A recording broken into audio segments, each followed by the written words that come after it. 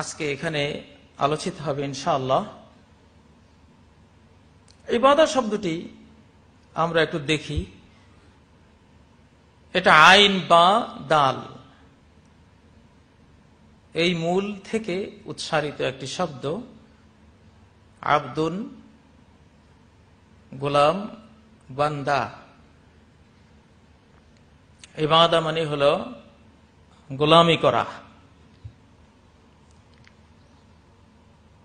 আমরা মানুষেরা সৃষ্টিগতভাবেই আল্লাহর বান্দা, আল্লাহর গোলাম। গোলাম হওয়া, আল্লাহর গোলাম হওয়া মানব জাতির সর্বোচ্চ ডিগ্রি। এর উপরে আর কোনো মর্যাদা নেই। আবদিয়াহ। রাসূলুল্লাহ সাল্লাল্লাহু আলাইহি সাল্লামকে আসমান থেকে একজন ফেরেশতা নেমে এসে প্রশ্ন করলেন, আমালাকান আম মালিকান রাসূলান আম আবদান রাসূলা, আপনি কি বাদশাহ রাসূল হবেন না বান্দা রাসূল হবেন, কি হবেন? ফানাযারা ইলা জিবরিল, নবী সাল্লাল্লাহু আলাইহি ওয়াসাল্লাম জিবরিলের দিকে তাকালেন। ফাআশারা, জিবরিল ইশারা করলেন, আপনি বিনয়ী হয়ে যান, অর্থাৎ বান্দা রাসূল হন। তখন নবী সাল্লাল্লাহু আলাইহি ওয়াসাল্লাম ওই ফেরেশতাকে বললেন, বাল আবদান রাসূলা, আমি হব গোলাম, বান্দা, রাসূল, আমি বাদশাহ রাসূল হব না। সেদিন থেকে রাসূলুল্লাহ সাল্লাল্লাহু আলাইহি ওয়াসাল্লাম কানা ইয়াকুলু আলাল আরদি ওয়া ইয়াজলিসু আলাল আরদি ওয়া ইয়াসজুদু আলাল আরদি। ওই দিন থেকে আল্লাহ রাসূল মাটির মানুষ, মাটিতে বসতেন, মাটির উপরে বসে খেতেন, সরাসরি মাটিতে সেজদা করতেন। তার কপালে, নাকে, হাতে, হাঁটুতে, পায়ে ধুলিবালি লেগে যেত সেজদার পরে। সাহাবীদেরকে বলতেন, এই ধুলিবালি সরিয়ে ফেলো না, এগুলো ইবাদতের চিহ্ন।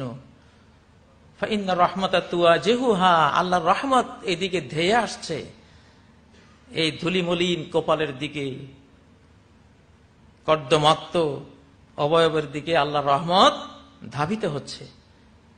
প্রথম কদরের রাত যে বছর পেয়েছিলেন 21তম রাতে, রাআইতুনি কাআন্নী আসজুদু ফি মাইন ওয়া তিন, সহিহ বুখারী সিয়াম পর্বে হাদিসটি রয়েছে, আমি দেখেছি যেন আমি কাদা আর পানিতে সেজদা করছি। সাইয়্যিদুল মুরসালিন, সব রাসূলদের যিনি সেরা, তিনি কিনা সেজদা করছেন কাদার উপরে, পানির উপরে। সুবহানাল্লাহ।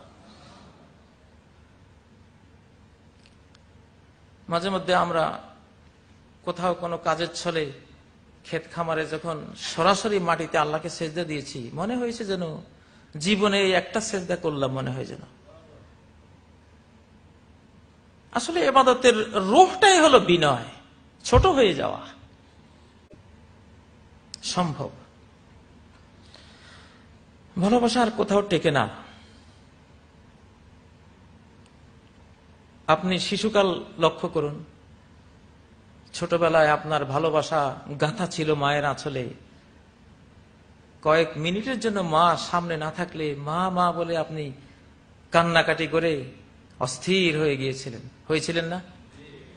আমরা হয়েছিলাম না? কিন্তু আল্লাহ তো আমাদেরকে শুধু মায়ের ভালোবাসার জন্য সৃষ্টি করেন নাই। মায়ের জন্য একটা ভালোবাসা থাকবে, কিন্তু মূল ভালোবাসাটা কার জন্য? মা মা করে চিৎকার করেছি, মনে হয়েছিল তখন এই মা ছাড়া পৃথিবীতে বুঝি আর এরকম কোন প্রিয় পাত্র আর কখনো কোথাও আসবে না। বয়স যখন 5-6 বছর হলো, এখন মা আর এই পোলারে খুঁজে পায় না। সকালে বের হয়, দুপুরে একবার খেতে আসে, আবার দৌড় সন্ধ্যায় আসে, মা খুঁজে পায় না। কই গেল সেই ভালোবাসা? সেই ভালোবাসা হারিয়ে গেছে, চলে গেছে সহপাঠী খেলার সাথীদের সাথে। তখন মনে হয়েছে এই খেলার সাথীদেরকে যে ভালোবাসা দিচ্ছি, মনে হয় এই ভালোবাসা আর কখনো শেষ হয়ে যাবে না, হারিয়ে যাবে না, এটা বুঝি চিরস্থায়ী। কিছুদিন পরে স্কুল, মাদ্রাসায়, কলেজে ভর্তি হওয়ার পরে দেখা গেল কই গেল সেই ধুলো বালি নিয়ে খেলার সাথীরা ওরা আর নেই। এখন স্কুলের ক্লাসমেট, সহপাঠী, এই সেই মনে হয় যেন এটা একটা চিরস্থায়ী জগৎ। কি ভালোবাসা! সহপাঠীদেরকে না দেখলে ভালো লাগে না, কে কোথায়। এখন তো আরো বেশি মজবুত সম্পর্ক। দুইটা কিন্তু গেল, শৈশবের মায়ের ভালোবাসাও হারিয়ে গেল, কিছুটা আছে, ধুলিবালির খেলার সাথীদের ভালোবাসাও হারিয়ে গেল, হয়তো সামান্য কিছু থাকতে পারে। এখন তৃতীয় পর্যায়ে সহপাঠীদের ভালোবাসা, এটাও কি টেকবে? আমারই তো কত সাথী ছিল, ছাত্র জীবনে কত বন্ধু ছিল, কই আজকে 10, 15, 20 বছর পরে এক দুবার খেয়াল হয় ওদের কথা। অথচ এক সময় কি মহাব্বত ছিল, টিকবে না। কারণ মানুষের হৃদয়টা আল্লাহ বানিয়েছেন আল্লাহর ভালোবাসার জন্য। এটা যেখানেই দেবেন কিছুকাল হয়তো ভুলিয়ে ভালিয়ে রাখতে পারবেন, কিন্তু শেষ পর্যন্ত টেকবে না, হারিয়ে যাবে। ছাত্র জীবন শেষ, তখন এক রণরঙ্গিনী জীবনের সাথী হলেন, জীবন সঙ্গিনী হলেন একজন। তার রূপ, সৌন্দর্য, লাবণ্য সবকিছু নিয়ে মনে হলো যেন হ্যাঁ, এইবার বুঝি আসল ভালোবাসাটা পাওয়া গেল। আই লাভ ইউ কাকে বলে, কত কবিতা, কত ছন্দ, কি স্নেহ, কি মায়া গো, কি ছায়া, কি শোভা গো, কি অবস্থা! আল্লাহু আকবার।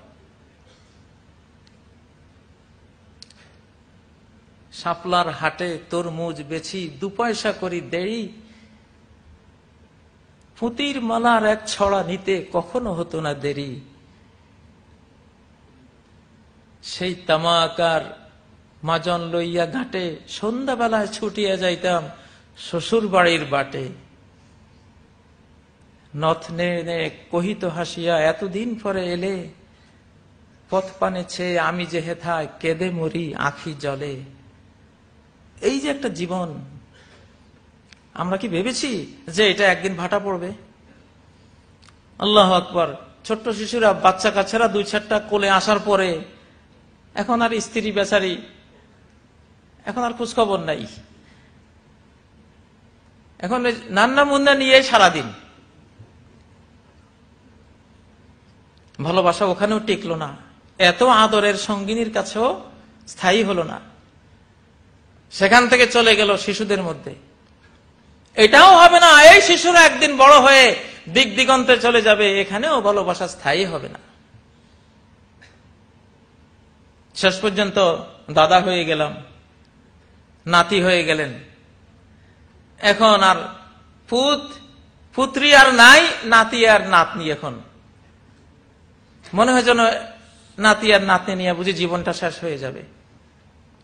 আহা, সেখানেও টিকলো না।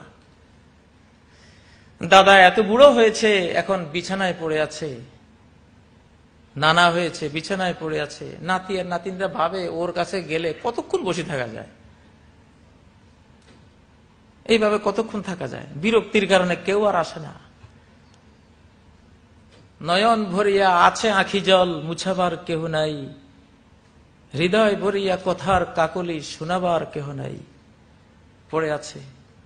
তখন এই বান্দা ভাবে, আল্লাহ ঠিকই, তুমি ছাড়া পৃথিবীতে কেউ নাই, মানুষের কেউ নাই। আজকে বুঝলাম তুমি ছাড়া কেউ নাই। তখন সে আল্লাহকে ডাকে, তাসবিহ পড়ে, আল্লাহর জিকির করে। সঠিকভাবে সে বুঝতে পারে যে আমার আল্লাহ আসলে সত্য প্রিয়জন। এই জন্য যেখানে যাহারে জড়ায়ে ধরেছি সেই চলে গেছে ছাড়ি, সবাই ছেড়ে চলে যাবেই।